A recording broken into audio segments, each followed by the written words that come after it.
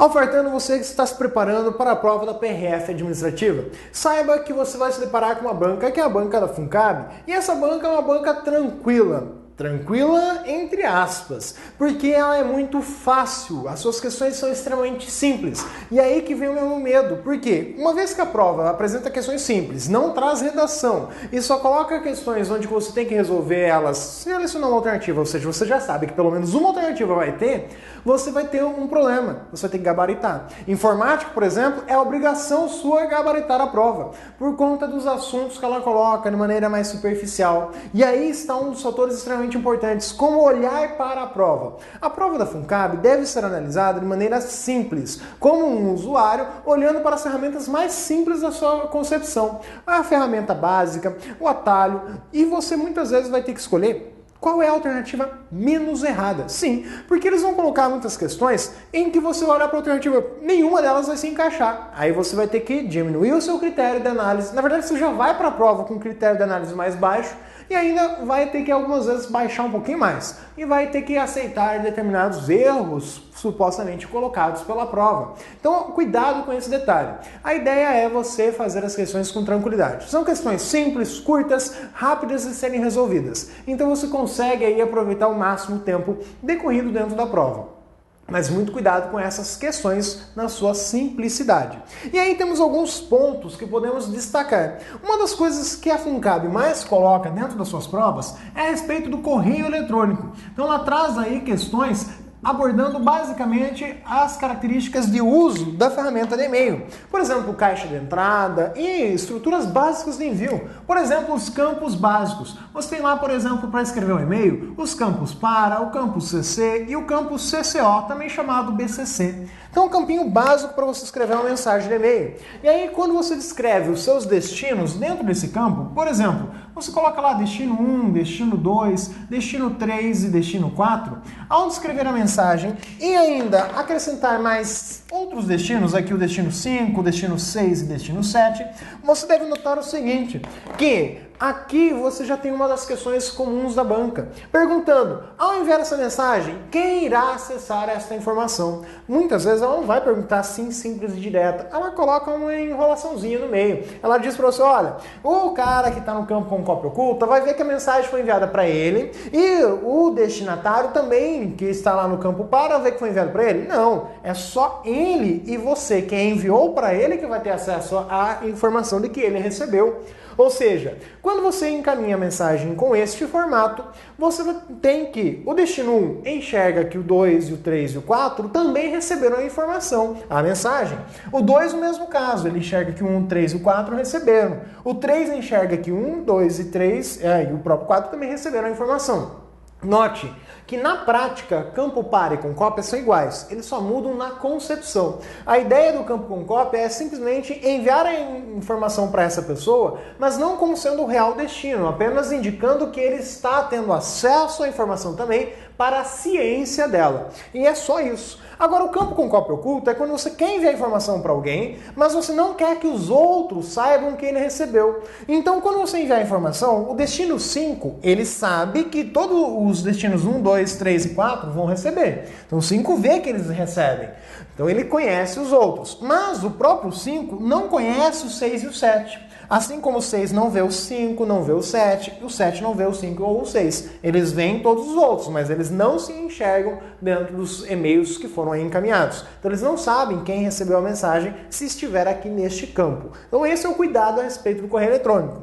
Então eles falam, por exemplo, sobre a estrutura de caixa de entrada em e-mails, que você tem aí os programas clientes de e-mail para receber esses e-mails. Eles vão na concepção mais simples. O que eles falam também dentro das ferramentas de navegação é, por exemplo, utilizar muito frequentemente a palavra para navegador, ou seja, a palavra browser, ela aparece com uma determinada frequência nas questões. Então você tem aí o quê? Primeiro que entender que este é o programa usado para navegar nas páginas da internet.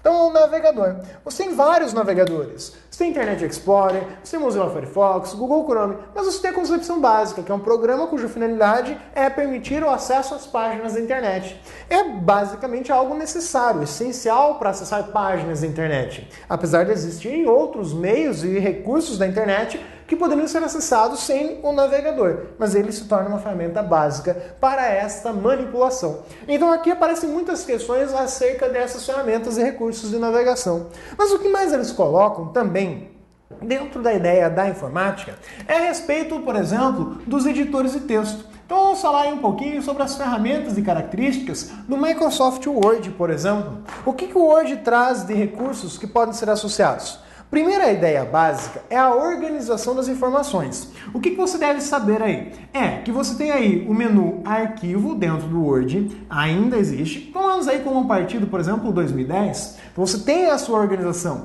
No 2007, o que você tinha? Você tinha lá o botão Office. Aqui, no 2010, tem o menu arquivo. Então, a ideia de organização básica que retoma as suas propriedades. Por exemplo, tem aqui a opção para salvar um arquivo como, tem a opção para salvar esse arquivo no formato PDF, que é salvar como, escolher o formato PDF, tem opções de proteção do documento, tem opções de acesso a arquivos recentes, criar documentos com base em modelos, abrir arquivos já existentes, tudo agregado dentro dessa opção. O mesmo vale para o botão Office dentro do 2007. Mas além disso, o que nós podemos notar aí? Que você tem a aba Página Inicial, e aí você tem que compreender um pouquinho a distribuição das informações dentro destas abas. O que eu encontro dentro da aba Página Inicial? Na aba Página Inicial, eu irei encontrar as principais ferramentas de formatação do documento. Então aqui eu vou ter acesso aos recursos de formatação. Dentre esses recursos, destaque para quais? Formatação de fonte, aí eu tenho todos os recursos de formatação de fonte, formatação de parágrafo, tem também o bloco estilo, que vão aparecer. Então você tem que conhecer um pouquinho a respeito dele. E claro, o botãozinho pincel de formatação, extremamente simples na sua utilização, mas que tem aí a sua referência frequente em provas. Então essa é a cara da aba Página Inicial. E depois, a outra aba que você deve conhecer é a aba Inserir, que é a próxima aba, inclusive, na distribuição de opções. O que deve ser destacado a respeito da aba Inserir é qual é o objetivo. Tudo que está na aba Inserir é algo que vai agregar ao seu documento. Ou seja, é algo que realmente vai fazer parte da estrutura do documento. Então eu tenho ali, por exemplo, uma página, eu quero inserir uma figura. Ela vai fazer parte, tanto que eu cito essa figura em meio ao meu documento. Eu quero inserir, por exemplo, algo que vai estruturalmente compor um esquema. Eu quero inserir aqui, por exemplo, um link. Eu vou estar acrescentando essas estruturas, algo que acresça no documento. Por exemplo, comentário vai estar na aba Inserir? Não, porque um comentário ele não é um acréscimo ao documento. Porque se fosse um comentário para incluir no documento, você só escreve o texto. Comentário que vai ser utilizado aí como uma ferramenta está na aba Revisão. O que você deve destacar na aba Inserir é algumas ferramentas cruciais aí, por exemplo, o Smart Art, que é um recurso novo dentro do Office a partir da sua versão 2007, é um recurso bacana que pode ser citado. Eu tenho aqui também as opções de cabeçalho e rodapé, que também aparecem dentro desta aba. Então, cabeçalho e rodapé estão separados, mas estão aí dentro da mesma composição. E eu devo saber que toda vez que eu insiro um cabeçalho, o rodapé vai estar lá constando também na página. Por mais que eu escolha ali, às vezes, um cabeçalho mais enfeitado, eu coloco o cabeçalho ali, mas vai ter um espaço já indicativo de que eu posso também trabalhar com o rodapé. Só clicar ali e trabalhar. Se eu quero voltar à edição do texto, basta dar um duplo clique no texto. Se eu quiser editar o cabeçalho e o rodapé de novo, é só dar um duplo clique no cabeçalho ou mesmo no rodapé para que ele me ofereça essa opção. Além disso, eu tenho a numeração de página, também ali presente dentro da opção para trabalhar aí com a inserção de recursos. O que mais eu encontro? Tem ali a opção tabela presente dentro desta aba, para que eu possa agregar e inserir o recurso tabela, por meio da qual eu tenho lá a opção básica, que é a opção para você estar inserindo uma planilha, também dá para ser utilizado por meio disso. Então, recursinhos funcionais. O que você deve também destacar aí com grande ênfase é a opção quebra. Por quê? Porque dentro da aba inserir existe apenas uma quebra, que é a quebra de página. As outras quebras estão em outras organizações, estão em outras áreas de dentro do programa. A aba layout de página, mais especificamente. Então, da aba inserir, podemos destacar estas como sendo as principais estruturas que devem ser aí lembradas na sua utilização. Mas, além disso, o que nós temos? Aí avançamos. Qual é a próxima aba aí que você tem? A aba layout de página. O que você vai estar trabalhando com a aba layout de página? Primeiro cuidado é a descrição dela na sua concepção. Por quê? A aba layout de página, ela vai ser utilizada para você configurar a página. Estas são as principais opções presentes ali dentro. Opções de configuração de página. Então é isso que você vai estar trabalhando dentro dessa aba. Como configurar a página. Então, as configurações de página. Tanto que o principal bloco desta aba é o bloco configurar página. E note que este bloco, assim como vários, bloco fonte da aba página inicial, bloco parágrafo, ele apresenta esse detalhezinho no seu canto inferior direito. Então lá na descrição do bloco, onde você tem lá o nome dele apresentado aqui embaixo, tem lá o nome configurar página, você tem aqui a ideia básica de ter esse símbolo no canto inferior direito. Ele serve para você abrir a janela de configuração de página. Por meio disso, você consegue, por exemplo, acessar propriedades que não estão descritas ali dentro. Essas propriedades devem ser conhecidas todas, obrigatoriamente. Lembrando aí, por exemplo, margem, tamanho do papel, orientação do papel. Estar trabalhando com o recurso quebras, que está aqui presente, então eu tenho ali o recurso quebras. Tenho aqui também o recurso de hifenização, que também aparece dentro dessa propriedade. E um recurso bacana, que é o recurso de numeração de linhas. Então o número de linhas é um outro recurso que aparece na configuração de página. Mas lembrar que todas essas propriedades são estruturas que vão ser aplicadas dentro do seu documento às estruturas de seções. Então você vai estar trabalhando com seções dentro da própria propriedade de quebra para poder estar utilizando recursos como a margem, recursos como orientação, para que você possa fazer o seguinte: em um mesmo documento você consiga trabalhar com isso. Uma página em orientação retrato, uma página com orientação paisagem e outra em orientação retrato.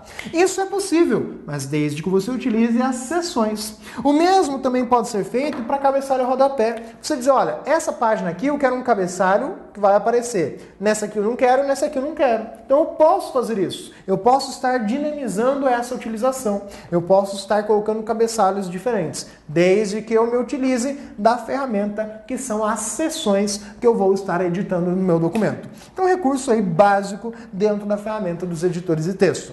Tem outra ideia, a aba layout de página também oferece lá o bloco parágrafo. Também, mas ali são mais propriedades de espaçamento, entre outras coisas.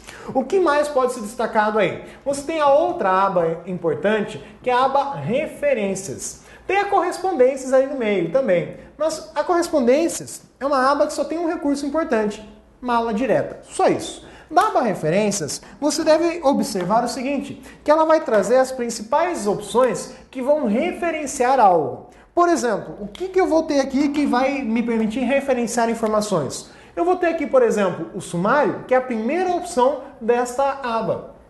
Poder estar inserindo recursos de sumário. Claro que aí vem uma dica crucial. Para poder utilizar o sumário, eu preciso necessariamente estar trabalhando com os estilos de formatação presentes lá dentro da aba página inicial. Senão eu não vou ter aí o uso efetivo. Senão o sumário não vai ser criado automaticamente. Eu vou ter que sofrer criando ele manualmente. Então o sumário necessita aí de outras pré-configurações. Você tem aqui referências bibliográficas, também podem ser aí trabalhadas dentro da estrutura. Então você tem a ideia básica dela. Você tem aqui citações que vão estar associadas a ela, referências cruzadas para trabalhar, por exemplo, com legendas. Você também tem aqui a ideia de trabalhar com índice remissivo, trabalhar com lista de imagens, trabalhar com índice de autoridades, tudo presente na aba referências. Mas também você tem aqui a ideia das notas. Que notas são essas? Você tem dois tipos de notas básicos. Você tem as notas de rodapé e você tem as notas de fim. Então você tem essas duas estruturas de organização chamadas notas.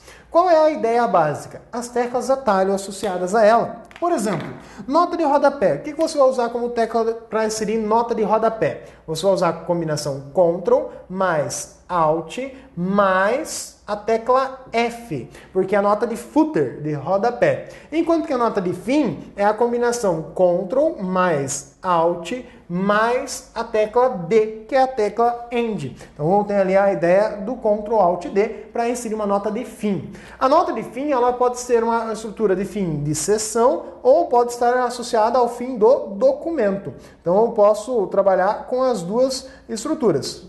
Escolho qual que eu quero trabalhar no meu documento. Essa é a ideia básica acerca disso. Olhar o botãozinho, entender a sua figura na sua compreensão básica. Não perder aí a sua utilização na sua referenciação. Então é isso que você vai buscar da aba referências. E aí, como dito, a aba correspondências, você tem nada mais do que a mala direta. O que é a mala direta? É aquele recurso que vai permitir você, por exemplo, estar inserindo usando o seu documento de uma maneira mais simples. Ou seja, eu tenho aqui um único texto, eu tenho esse texto que é um texto padrão, tem lá blá blá blá blá blá blá blá sobre uma coisa, e aí eu, ao invés de ficar escrevendo o seguinte, olha, fulano de tal, número de contrato tal, endereço tal, para não ter que ficar trocando manualmente todos esses dados, eu posso simplesmente substituir isso daqui de uma maneira automática. Por quê? Ao invés de digitar o nome, eu vou inserir ali um campo de informações. E este campo vai ser automaticamente alimentado por esta ferramenta chamada mala direta. Eles também podem citar para você dentro da questão que a mala direta vai ser um recurso para você trabalhar com a confecção de etiquetas, de envelopes, para que você faça isso de uma maneira mais simples. Essa é a ideia da mala direta. Você só escreve o documento uma vez e ela automaticamente vai replicar o documento de acordo com a quantidade de dados que você for trabalhar efetivamente. Então o recurso mala direta é um recurso bacana, necessário para a utilização básica dele. Outra aba que você tem com grande importância, que traz aí bastante recursos que não são novos, mas que são recursos que muitas pessoas não sabiam que existiam, é a aba revisão. Porque dentro da aba revisão, você aqui sim tem acesso à opção para inserir um comentário dentro de um documento de texto. É ali que está essa opção. E além do comentário, você tem o controle de alterações, ou seja, eu quero fazer com que o meu documento ele seja automaticamente indicado a alteração dentro dele. Sem que eu precise ficar imprimindo para a pessoa ir lá e sugerir, indicar onde que eu tenho que alterar. Eu só ativo a opção, a pessoa vai, faz as alterações do documento, só que elas não serão concretizadas, serão apenas marcadas para serem feitas. Eu é que vou dizer se eu quero aceitar ou não aqueles controles de alteração. Além disso, questõezinhas simples, como por exemplo, corretor ortográfico. Então o corretor ortográfico, ele pode aparecer com grande frequência na prova, porque ele é uma opção simples e dentro do perfil da prova é justamente característico dela. Então, o que é o corretor ortográfico? É aquela ferramenta que você vai ter lá acessível por meio do ABC, com o certinho embaixo, ou por meio da opção da tecla de atalho F7. Então você vai utilizar algum desses caminhos. Você vai lá na aba revisão, ativa o botãozinho, ou você clica na tecla de atalho para abrir o corretor ortográfico. Lembre-se que aqui também existe a opção idioma e tradução dentro da aba revisão, para você estar aí revendo o documento. Também deve-se observar a última aba aí de importância, que é a aba exibição. O que ocorre? É que a aba exibição, ela vai tratar ali das ferramentas e recursos relacionados ao que você está vendo ou não no documento e você quer ver de outro modo. É a visualização que muda efetivamente, é a estrutura de visualização. Então aqui você tem os modos de exibição. Olhe e estude esses modos de exibição. São 5 dentro do Word que você deve conhecer. Dentro do BR Office Writer, por exemplo, são só 2. Então, compreenda esses modos de exibição para saber efetivamente o que eles vão colocar para você, quais são os modos. Tem lá o padrão, que é o layout de impressão. Esse é básico, você deve conhecer acerca da sua disposição, as informações que ele traz. Mas além disso daqui, eu tenho ali propriedades como, por exemplo, o zoom da janela. Eu quero ver mais próximo, maior até a imagem do texto, alguma coisa assim. Eu vou ter aqui as opções como, por exemplo, dividir a tela para poder aproveitar melhor o meu documento, poder trabalhar mais dinamicamente. Então tem vários recursos bacanas que podem ser utilizados. Mas principalmente, você tem ali, por exemplo, um recurso chamado painel de navegação. Só que esse recurso só tem utilidade se você estiver aí utilizando os recursos de estilos de formatação. Aí beleza, senão isso aqui não vai servir de nada para você. Então você tem aí as características. Junto a ele você tem a régua, você tem as linhas de grade, entre outras coisas que você vai estar trabalhando dentro de um documento de texto. Então essa é a disposição básica que você deve saber acerca da ferramenta. Teclas atalho funcionais e simples, você deve compreender também. Por exemplo, você tem lá negrito, itálico e sublinhado.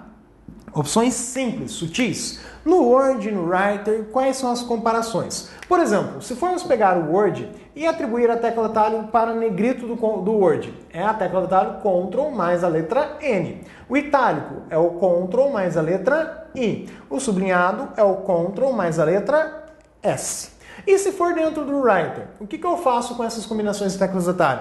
No Writer eu vou ter ali a opção para trabalhar com o negrito, que vai ser Ctrl mais a letra B, e no itálico é igual, é Ctrl I, e no caso do sublinhado que vai mudar, que vai ser Ctrl mais a tecla U de underline, underscore. Então tem a organização básica. Claro que tem as derivações. Por exemplo, o que Ctrl B faz no Word, que é o salvar, como é o salvar no Writer, que é o Ctrl S, e assim vai indo dentro da estrutura. Isso aí tudo você precisa de mais tranquilidade para dar uma observada e conhecer, mas essas aqui são as básicas que você deve saber aí acerca destes programas. Acerca de planilhas, o que eles podem colocar para você? Quando fala-se no assunto planilhas, eles vão vir com questõezinhas básicas. Então você tem aí a ideia de situação e organização de planilhas. Por exemplo, você tem a organização básica do que é uma célula. Uma célula, ela vai ser identificada por uma coluna e uma linha. Saber que as colunas são identificadas por letras, enquanto que as linhas serão identificadas por números. Só que você tem aí um total de colunas que ultrapassa a quantidade de letras do alfabeto. Ou seja, depois da coluna Z, então tem lá a coluna X, Y, Z, e depois dessa coluna, qual será a próxima coluna? É a coluna AA, depois AB e assim por diante. Enquanto que as linhas, elas vão numericamente até chegar ao limite de linhas. Então se eu pego lá, por exemplo, eu quero saber qual é a linha da coluna AA, linha 5. Então eu vou ter algo do tipo AA5. Então eu estou indicando que é esta célula que vai ser lá na coluna A, mas na linha 5. Então apenas a combinação aí na sua estrutura de uso. Claro que não fica tão prático e tudo mais, mas é a forma como o programa oferece para você trabalhar com recurso. O que você também deve destacar a respeito do uso de planilhas são funções simples, para não cair em pegadinhas. Quais seriam as funções mais simples que podem ser aí observadas? Funções como, por exemplo, soma. Mas o que eu vou estudar a respeito da soma? A sintaxe de uso dela, principalmente aplicada à utilização dos operadores e até. Ou seja, quando aparece lá, soma de A1 até A4, como que eu represento isso? Eu vou colocar a soma de A1 até A4 por 2 pontos. Então eu tenho aqui a representação do até. E o que isso significa? Significa que ao pegar uma planilha, eu vou pegar e vou estar somando todos os valores que vão da coluna A, da linha 1 até a linha 4. Ou seja, eu vou somar todos esses valores que estão dentro da célula. Essas 4 informações. Ao contrário do que se eu dissesse o seguinte, se eu escrevesse lá, igual soma de A1 e A4. Ao descrever tal informação, o que ocorre? Eu tenho aqui o E, disposto pelo ponto e vírgula. Então essa informação seria o mesmo que somar esse cara e só. Acabou. Só essa informação seria o suficiente aí dentro da organização. Mas cuidado com funções como, por exemplo, média. Por quê? Média é uma função que teria a mesma análise sintática em relação aos operadores de referência, mas que tem um cuidado, que ela ignora células vazias, ela ignora células que tem o texto, ela simplesmente vai trabalhar com números. E eu vou somar o total de valores e vou dividir pelo total de células que tenham números dentro delas para calcular a média. Esse é o detalhe. Enquanto que a função MED, ela calcula a mediana e não a média. O que é a mediana? É identificar o elemento central de um conjunto de valores. É isso que ela proporciona. É trabalhar com esse escopo de ferramentas. Então, muito cuidado com essas características dentro da usabilidade aí ofertada pela estrutura do editor de planilha. Botõezinhos simples da planilha também devem ser lembrados tranquilamente. O que você tem aí como simplicidade? Botões simples são, por exemplo, os botões que você trabalha lá como mesclar e centralizar. Como é a sua disposição? Mesclar e centralizar é aquele botãozinho que aparece justamente com a ideia de uma célula, e uma não, né? 3, e essas células elas têm ali a indicação de um A com a flechinha para um lado e para o outro. Esse aqui é o mesclar e centralizar. Qual que é o detalhe? É que ele mescla e centraliza, pois existe um outro botão que é representado assim. Este outro botão, ele somente mescla as células, ele não centraliza. Então essa é a sutil diferença da ferramenta. Mesclar e centralizar e apenas o mesclar células. Cuidado com essa diferença no uso dessas ferramentas. Tem recursos simples, básicos, que acabam pegando você aí no viés da questão. Então muito cuidado com esses detalhes. E dentro do que diz respeito ao sistema operacional Windows, o que você deve conhecer aí da sua usabilidade? Você deve ter aí bastante compreensão do tipo bibliotecas. O que são as bibliotecas? Elas não são a ideia de pastas, mas sim locais. Eu não tenho uma pasta chamada bibliotecas, mas sim um local chamado bibliotecas, que indica a existência de alguma informação. Então ele vai estar sendo um concentrador de dados e assim por diante. Então é isso que eu tenho na composição de bibliotecas. O que mais? Eu tenho que saber que o Windows Explorer é um programa conhecido como gerenciador de arquivos. Então ele é um programa que será utilizado para navegar entre os arquivos e pastas e que este programa pode ser acessado também, por exemplo, por meio da combinação de teclas atalho Windows mais a letra E, justamente do Windows Explorer. Então ele abre o gerenciador de arquivos de dentro do Windows para que você possa trabalhar aí com seus arquivos e pastas. Operações simples, copiar, recortar e colar, utilizando este cara, são extremamente aí importantes dentro da utilização do Windows. Na verdade, é o que mais pode aparecer falando sobre o Windows é dentro dessa concepção, dentro da forma como estão organizados os arquivos, pastas, estrutura de diretórios. Lembrar de coisinhas simples, que, por exemplo, uma pasta é a mesma coisa que um diretório, enquanto que um arquivo é uma outra estrutura, que é uma estrutura final, que é realmente a estrutura que você irá trabalhar com um programa para aquela específica finalidade, para aquele específico documento. Então você tem alguns cuidados básicos. Por exemplo, formatos de arquivo que vão ser utilizados, formato DOC, DOCX, a diferença aí das versões dos programas envolvidas no processo. Então você tem aí um sistema operacional também apresentado com as suas sutis características. Então cuidado com essas regras, cuidado com essas ferramentas. Nós temos aí um tempo curto para podermos dar uma explanada geral sobre o que você pode encontrar de assuntos de informática na prova, mas a ideia é básica. Tranquilidade nesse tipo de prova, questões simples que vão necessitar que você tenha a devida atenção, mas que você resolva e gabarite todas elas, por conta de que o seu concorrente também vai estar aí buscando e resolver a maior quantidade de questões possíveis. Então essa é a organização que você tem. A FUNCAB, no geral, são questões simples, sutis. Alguma que outra, de vez em quando, é passível de anulação, mas são poucas vezes que ela coloca isso. A maioria das questões são tão simples que não tem nem o que ficar brigando com a banca. É aquele entendimento que acabou, ela não vai nem dar o braço a torcer muitas vezes. Então essa é a realidade que você vai ter para essa banca. Sugestão é use efetivamente o computador. Use ele no dia a dia e preste atenção no que você está fazendo. Porque se você notar, as questões da prova são questões de nível prático efetivamente. Então ela não tem muita questão conceitual, é mais prática realmente da coisa que vai acabar sendo utilizada. Beleza? Espero ter aí esclarecido um pouquinho, dado um norte para quem está começando a estudar e que vai fazer a prova já nas últimas aí. Mas você já tem essa noção para que próximas oportunidades, próximas provas que você pegue dessa banca, também tenha aí a sua devida orientação. Beleza? Um forte abraço e uma boa prova!